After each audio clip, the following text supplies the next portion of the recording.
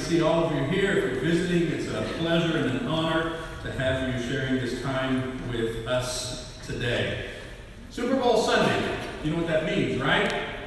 You get the chance to watch the most expensive commercials in the world, in all of history.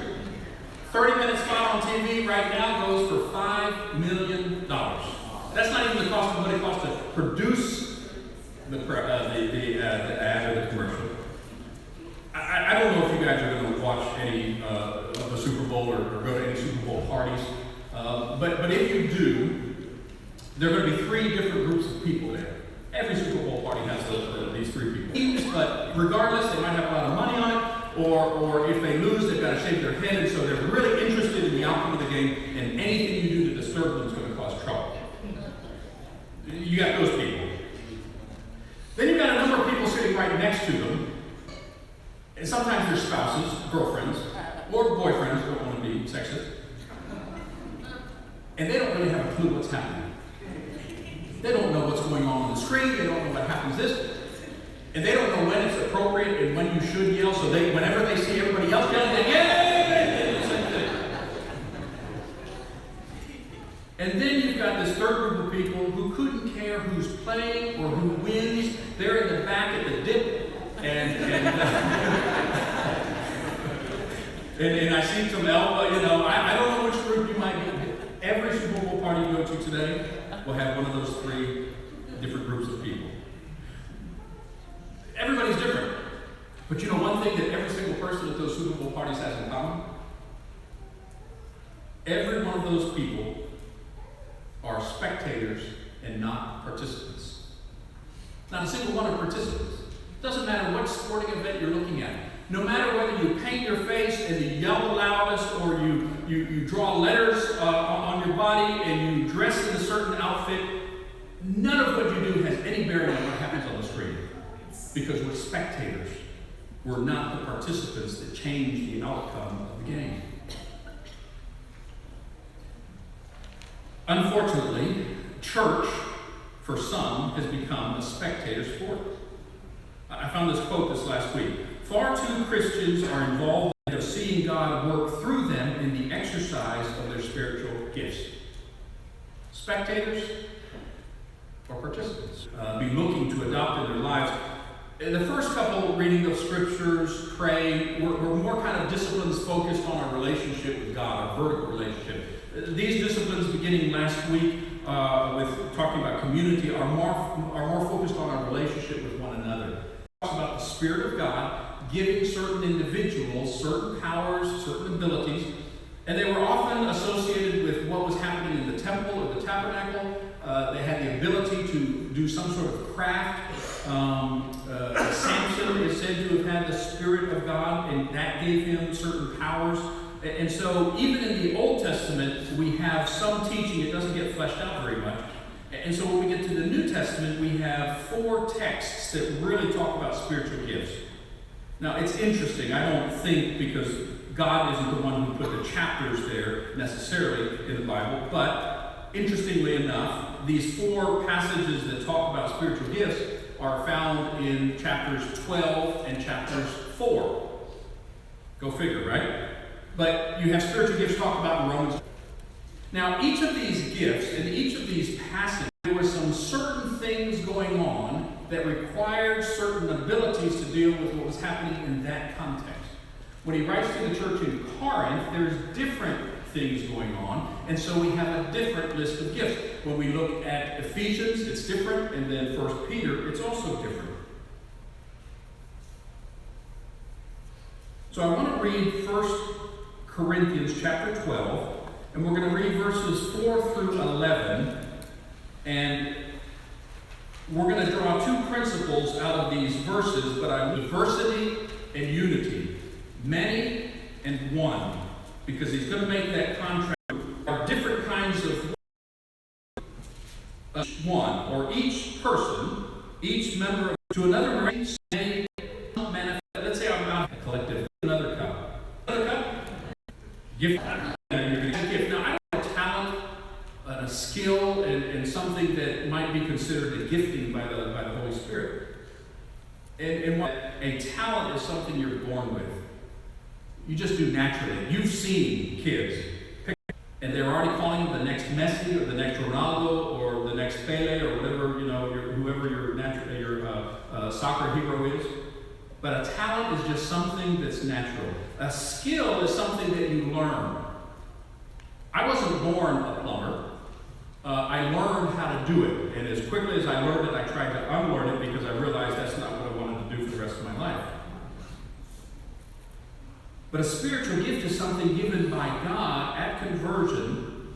Sometimes it refers to a specific calling or a specific ability. Sometimes it's a magnification of something that you already do. But it might be some way that you really don't know how. I don't know how I translate simultaneously when someone's speaking English or Spanish. I don't know. All I know is someone says something, it goes in one ear and comes out the mouth. It's a scary idea and a scary thought, but that's what happens. I just put my brain in neutral, I repeat, boom, it comes out. I don't know how. Don't understand it. Now, some of these can be learned, some of these can be advanced. But the difference, I think, in natural abilities or skills is, and this isn't always the case, but it tends to focus on the individual. Look what I can do. See how good I am? And I'm going to use this for my own benefit to advance my career or my standard of living or something.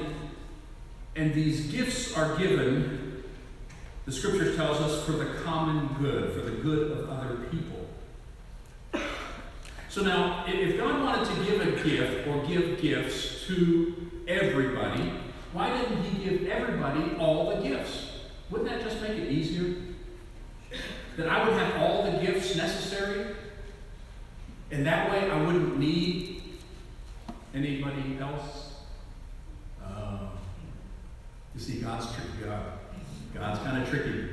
He knows that if He were to give all of us all the gifts, we'd go off and be a one-person church, a one-person body, a one-person community.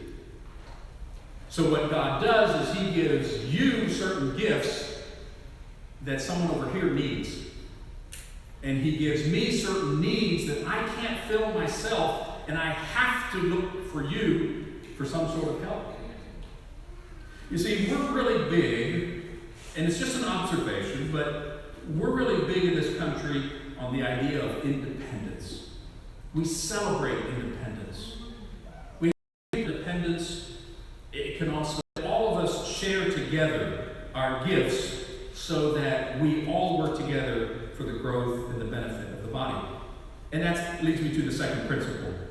All spiritual gifts were given by one Spirit, one God, for one purpose, to benefit the body. No person receives a gift for their own benefit. It's for the benefit of the body. God's gifts are to be used to advance His purpose. Now, a couple months back I mentioned the idea that we or you are God's gift to the world. Do you remember that? I'm sorry to say that some of you have abused that phrase and that concept and have gone talking and telling, Jim said that I was God's gift to the world. Now, if you've said that, you don't have to raise your hand or come forward, but you need to stop it. Because that's not what I was meaning, and I think you understand. But at the same time, God does give gifts, and sometimes those gifts are people, men and women. God gifts to the church to help the church in some way, in some sort of capacity. And many of the people that God gifts the church with are people that assume different roles in leadership. Last November, we began a process to identify men in the congregation who would be willing to serve as deacons. If you have your bulletins on the back page, there's a section there that actually talks about deacons. And basically, we're really pleased and excited to announce that 6 men have agreed to serve this church as deacons. These are men who are already serving in various ministries. And in fact, not a single one of these really initiated this process when the elders and I communicated with them. Their message was, and their names are Adalver Avila, Brian Bergman, Claudio Leica, Max Lopez, Jorge Sainz, and Randy Thomas. And so we'd like you to do two things. One, go up to these gentlemen and express your affirmation and your appreciation for the way they are already and have been serving. They're not going to start serving now that they're going to be named deacons. They're beginning this role, but they've been serving faithfully, some for years. So please express your appreciation and affirm them in the ministries that they're involved in. And the second thing is, if you have some sort of objection to any of these men being named deacon and serving the congregation as a deacon, we are requesting that you write down your objection, your scriptural objection, not, I don't like his haircut, or whatever it might be, he preaches too long. What we want to do is to, if there is a scriptural reason why this brother should not serve as deacon, please write it down, sign it, it needs to be signed, and then submit your concern to one of the elders by February 21st. That's 2 weeks. And we're confident that these men will be a tremendous benefit and blessing to this church. There are other men that we approached who said, I'm not quite ready yet. Give me a little bit of time. I want to get involved. I want to work on this. I want to do that. And so perhaps within a year or less, we'll be adding to this group of men. And so please be praying about them. These are men who give up lots of time and are serving this body in very, very specific ways. And they are some, not the only, but they are some of God's gifts to the church. And we're honored that they would be willing to serve in this capacity. Now, you might have noticed when we were reading First Corinthians, and if you continue reading chapter 13 and 14, that one of the problems they had with gifts was the gift of tongues. That seemed to be like the most important gift, and everybody wanted it, and if you didn't have it, you weren't quite fully a Christian. But I don't know that danger or that situation occurs at Sunset. I don't think anybody's going after the gift of tongues, or I don't even sense that anyone is going after any gift in particular. I think our problem at Sunset, like many churches, might be a little bit different. I think one issue we have is individuals not using their gift, because either one, they don't think they have any gifts, or perhaps the gift that they have, they don't really like and wish they could have another. And that's where the body comes in. Part of our function as a body is to help guide people into saying, yeah, that is a gift that God has given you. I can see that in you. Or saying, brother, you might want to think about doing something else. Have you ever watched those first episodes of American Idol? Those first episodes are where all the crazy people show up. And Catherine and I have seen one or two of those early episodes, and we think, where is their mother? Who are these people's friends? Why would they let them get on national TV and make fools of themselves? What's happening there? And I always wonder if someone's like getting a big kick out of it. Yeah, you're good, you can sing. No, you can't. Stay home. So, it's part of our function as a body. And so the question is, am I using my spiritual gift for the good of the congregation? Well, if I don't know what my spiritual gift is, then the answer would be no. Some people have taken a spiritual gift inventory. You might have done that. There's one on our website, sunsetonline.com, and just go under resources and you can find it. You can do it online. It stores it for you. It tells you what your gift might be or what percentage. It's been useful for a lot of people to identify their giftedness. Some people don't find it that helpful because it comes up with a lot of stuff, but then you might be strong in like 10 areas, or those might be the things that you enjoy or like to do. And so you take the gift inventory, but keep in mind the bigger picture. What God is doing is God and the Spirit is giving life to the church through these spiritual gifts. That's his point, to give life to this body. The reason he gave each one of you and me a gift is because this body needs that gift. Your gift might not fit into one of those neat little categories that show up on a spiritual gifts inventory.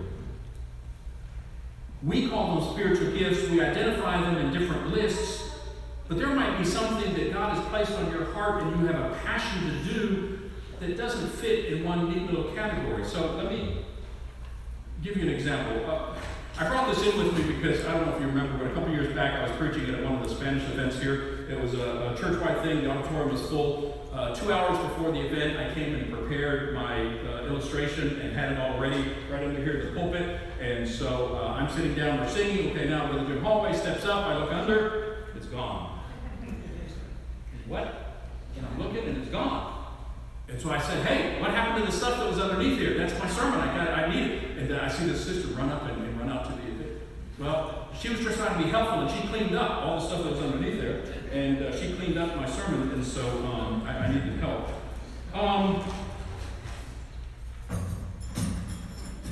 Just a second here. This is a thing of popcorn. Okay? Now, I don't know how you eat popcorn. Most people use their hands, right? That's the most traditional way of eating popcorn. The problem is if there's butter on it, then you've got all this butter on your hands. And if you're at a movie theater, then the easiest thing to do is just wipe it on the seat, right? That probably happens a lot. You might use your pants. If you're at home, you've got the remote, and now you've got butter and salt all over the remote. So, how do we get this popcorn into the body? Well, one option would be a fork. If you don't want to dirty up your hands, you can still use your hands, obviously, but you can take the fork and you can kind of spear, but yeah, it's a little bit hard. Oh, there we go. Okay, here we go. Oh yeah, that's good. That's good. It's got a nice crunch and a little bit. I watch a lot of food shows, and so I'm learning how to describe food. Nice texture, the seasoning. It's a little bit savory, not overpowering. So I might do this, if I ever move on to a different career. So that's one way. Here's another way. You can use a spoon. Oh yeah, that's a little easier actually. And you can get 2 or 3 at the same time, and that works pretty good. You can use a spoon.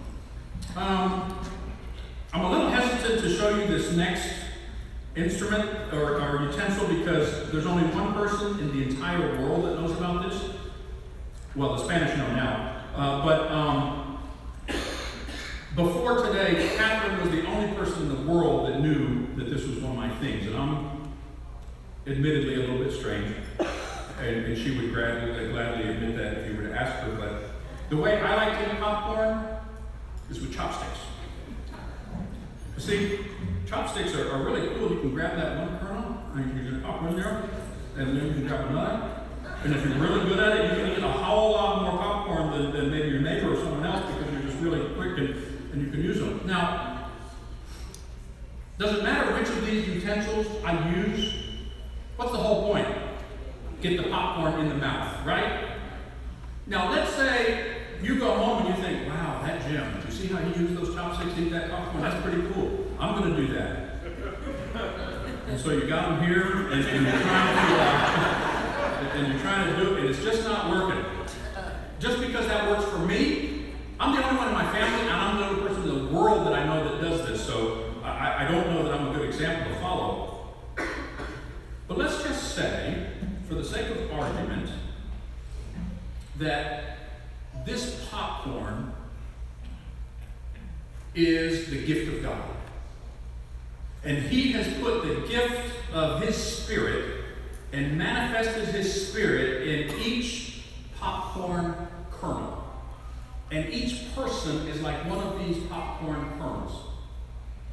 And this popcorn is special popcorn. It is super-powered, supernatural popcorn.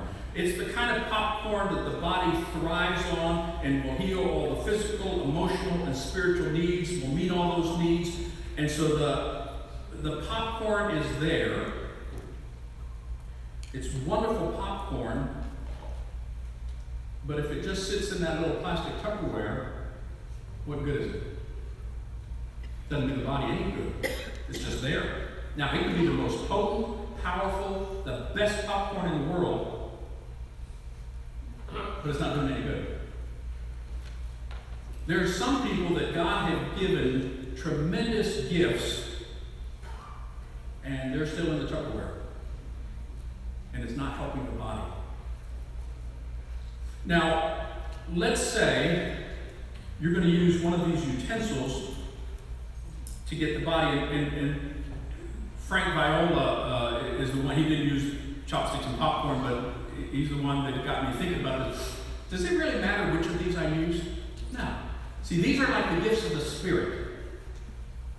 God wants this church to know how to do some teaching or know how to understand about mercy and be able to serve one another and learn how to be generous. And the way he's going to do it is by using one of these utensils. It's the same Spirit. The purpose is to benefit the body. We use these gifts as a means and a way to get God's Spirit that he's put in each one of us into a place where the body is going to be benefited. And the danger for us, I think, is that we're not real confident that God has done that, and we're not real confident about this ability, and we really don't know what to do with it. But the purpose of all the spiritual gifts is to feed the body. So take the gift inventory. Give that a shot. It might illuminate you in a way that you hadn't thought about. But if you find yourself in a situation where that gift doesn't really, that inventory doesn't really help you out any, don't get frustrated. Don't get hung up on, well, I have to be one of these. Pray and listen and look and ask around and say, hey, what do you think I'm good at? What would you say is my gift? It's a scary question, because once you know, you might want to use it and need to use it. But there might be someone here that has a gift that the church desperately needs, and because of their hesitancy, because they're not really sure, because they don't really know, the entire body could be lacking because it's not being fed by that one gift. Now, what's the opposite of using our giftedness for the purpose of the body? Well, what would you call something that feeds off of the body, takes advantage of the body, but then doesn't give anything back? We call it a parasite. Takes, but doesn't give. Sucks life, and doesn't give life. The purpose of the Spirit of God is to give life. Another thing that we might call it is you might have a finger that has died. And what do you do with dead members of your body? Well, doctors will amputate it.